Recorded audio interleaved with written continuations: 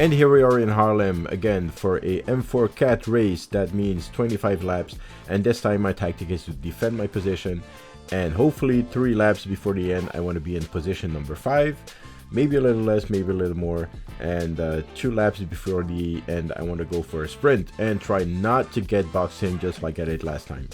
Now I have to say that I feel amazing. I'm really pumped up, I have a lot of energy, and during practice I can easily do laps of 35 seconds and sprints of about 31 seconds. So this race should really be a walk in the park.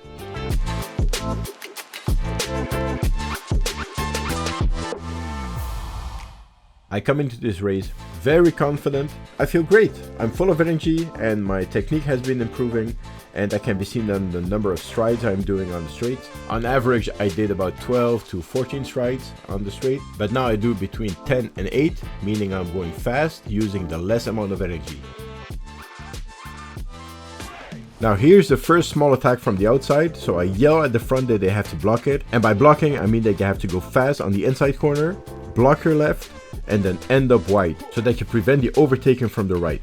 And if the outside train is blocked and prevented to enter inside the train that's on the left side, then they get tired, they have to drop back, and everything is safe again. But that's not happening. Even the guy in front of me is yelling that they have to defend position. So here I get frustrated at the front that they just let it happen. And I'm boxed in again. Happily for me, it's just a few laps in, so I have enough time to get offensive later on.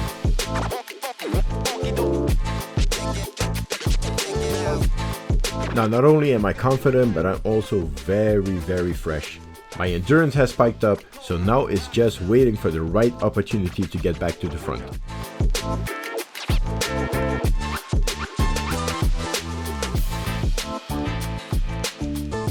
Now, I just recently followed an inline clinic with some Dutch national champions like Kai Schipper and Sander de Graaf, and it was a masterclass where we learned the late passes, the early passes, and how to use the gap from the inside when you overtake. So with inline, I'm very confident using the inside to overtake. However, with ice skating, it's mostly done on the outside. So yes, I can understand it's kind of a, well, no-go maybe. I don't know, it's not like a written rule. So yes, you kind of take into account the gentleman's agreement. But on the other side, it's like, yeah, when you're skating, you have to defend your inside line. You have to defend your left flank. So if you don't do it, then you're actually opening up a door on the fast lane. And if you close the door, you end all discussions. Because like, how far to the right can you go without overtaking to the left? You know, it's like big question mark. So defend your left flank. But how can I not use this huge gap? So here comes the Max Verstappen move on Hamilton and Bottas. And it's all done safely, no pushing, no pulling, but not to everybody's liking.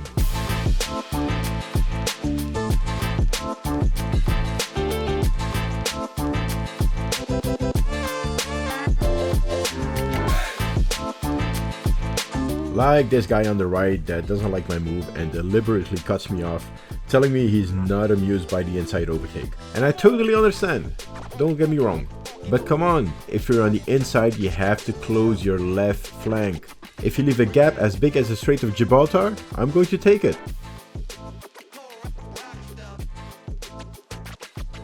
Now we're about 4 minutes into the race and I'm still not where I want to be. So I decide to overtake. And I'll watch closely at what I'm doing. I fall back a few meters, I accelerate a little, and then I overtake. That speed differential with the person in front of me is what I call the delta. I'm accelerating in the draft using it like a slingshot to make the attack succeed. And the higher the delta or the speed differential, the more your adversary has to sprint just to catch up.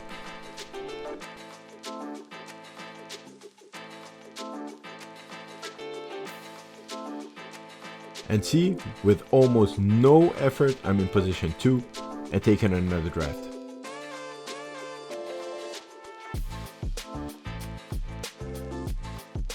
Now, like I said, I'm feeling really good. I have a long, relaxed movement, and I'm doing only 8 strides on the straight compared to the 12 of the person in front of me. I'm so relaxed and I'm only using 60% of my max capacity. So this is really great news for me. I let the guy in front of me just do all the work and me just relaxing in the back like a sunny day on the beach with a pina colada in my hand.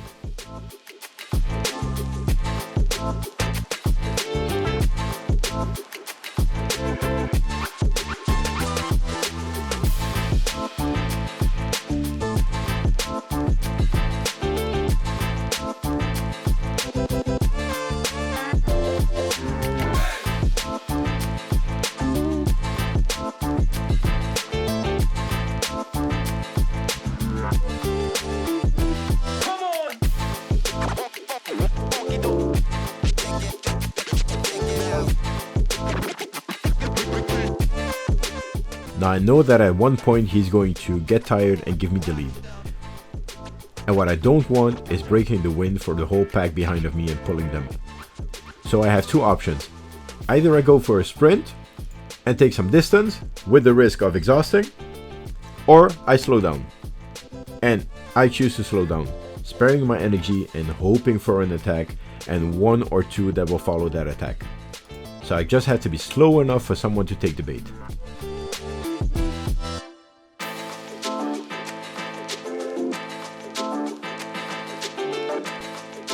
So I wait for it, I wait,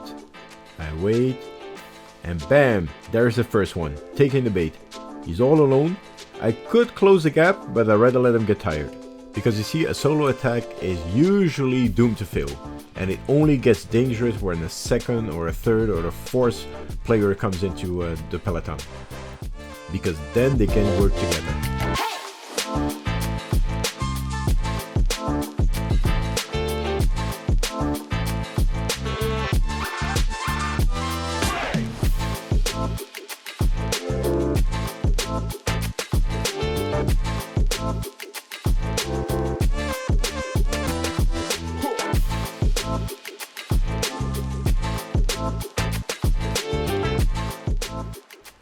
Now the guy in orange tries to keep up, but he can't. So the only thing I have to do right now is wait for a second attack. Now this one seems promising. Great attack, in the corner, high delta, so she looks like a strong opponent. But still, she's solo. Now he's getting tired. And there is a gap, but if I try to close it by myself, I'm just pulling the whole peloton behind me, so I'm just waiting for an attack.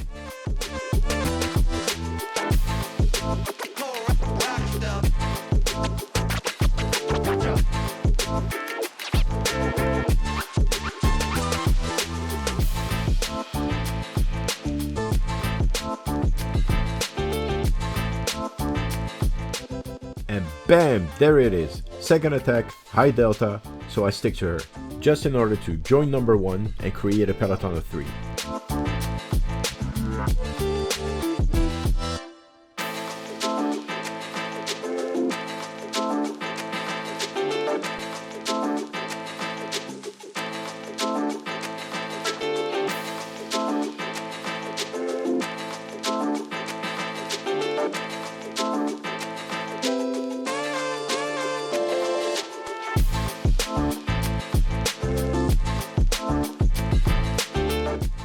Now this is excellent, we have a 20-meter lead. But in the corner I see that number 1 is struggling, so I yell to number 2, just to work together and rotate. She turns her head, she doesn't get it, and she's just drafting. So number 1 is never going to survive it, and the gap with the second peloton is at risk of collapsing. And guys, this is important. If you're in a breakaway and you're a solo rider, just try to work together just to keep that gap. If you don't, the whole peloton from behind, they are going to work together and eventually they will close the gap and catch on to you. And that is what's happening right now. So I'm telling her that it's too late, that a peloton is already catching up and that the attack has failed.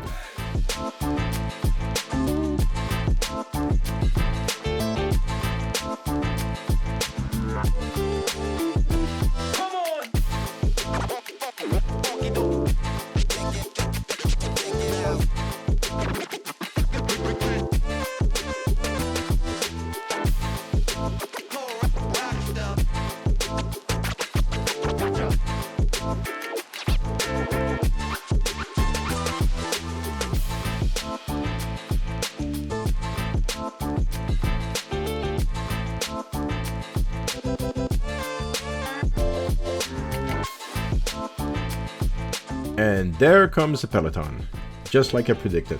They're right behind me. And since I'm at the front and catching all the wind, I deliberately skate slow, letting other skaters close the gap.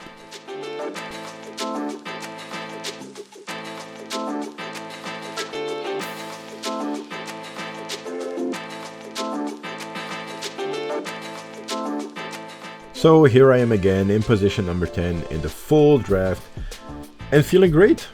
Just like I said, it's like if I'm on the beach with a pina colada. But believe me, that pina colada is going to give me a headache. Because who is still on the front? The woman that took the attack. So she's tired, she's slow, and what's happening? More and more skaters are passing from the outside. And again, nobody blocking. But we still have time, so I'll let them all pass and try to enjoy the full draft.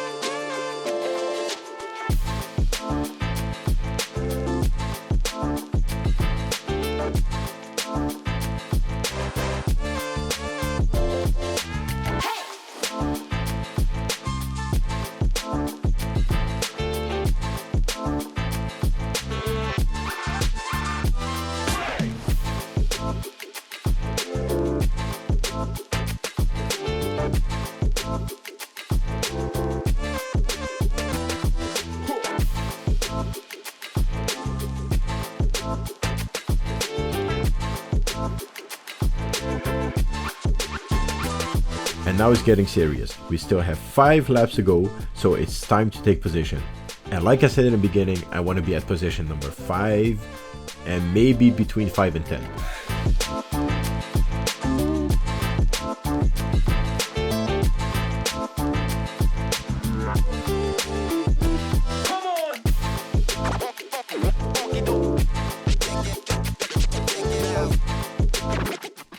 So here I go to the right, using my strongest asset, and that's a sprint, using a tiny gap, overtaking them, but then I fail to get back into the train. And I think that here was my biggest mistake. Maybe I should have, well, not pushed, but at least forced my way into the peloton, just to secure my position.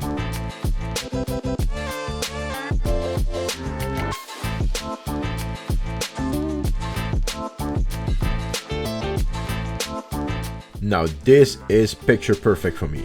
I'm in the top 10, I'm in the outside train, so I'm not boxed in, and I feel oh so fresh. This is the perfect spot to use my strongest asset, and that's the sprint. So now it's just a question for waiting for the last 2 laps.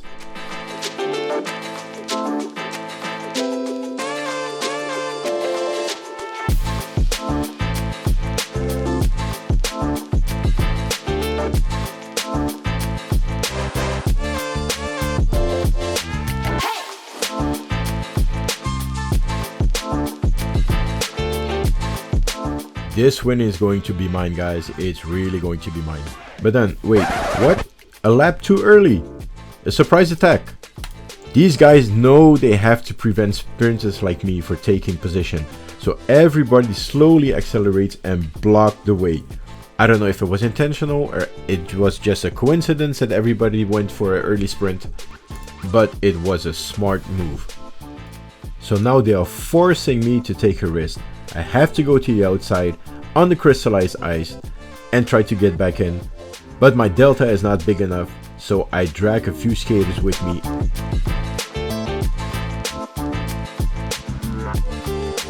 And again I get boxed in. And I'm so pissed right now because my picture perfect attack just got nullified. So taking the outside lane is not an option because everybody's ramping up speed, which means I don't have a high enough delta. And if taking the outside corner, I'm only making a longer distance. So my chance of a victory is now only based on hope. Hope there is going to be a gap. And right now you cannot hear it because I didn't have the audio, but I was yelling like, what a mess. It's just like hitting a hornet's nest. Everybody all over the place, no gap, and I know I lost. I effed up again. So I am pissed. I'm really pissed at myself for not being more aggressive. And I think that what annoyed me the most is that I was still so full of unloaded energy. Actually, that night I didn't really sleep a lot because I was like still pumped up, ready to go for another marathon, but unfortunately, but hey, that's marathon. It's not the strongest, but the smartest who take the win. And believe me, I feel really, really stupid right now. Like a snake biting his own tail. And like I said, some of my skating mates tell me that I should be skating in M2. So it was kind of a surprise that I started in M4. But like I promised, I wanted to start in M4 and go up and up and up. Eventually ending up in M1. What makes it even more frustrating to not be able to end up first in an M4 race. So that's it, guys. That was race number 4 of the M4 class in Haarlem. I hope you liked it. If you have some comments, please put them down below. And hopefully I see you on the ice, doing some laps together and talk tactics. Thanks for watching. Don't forget to like and to subscribe. And see you next time on a new episode of Skatography.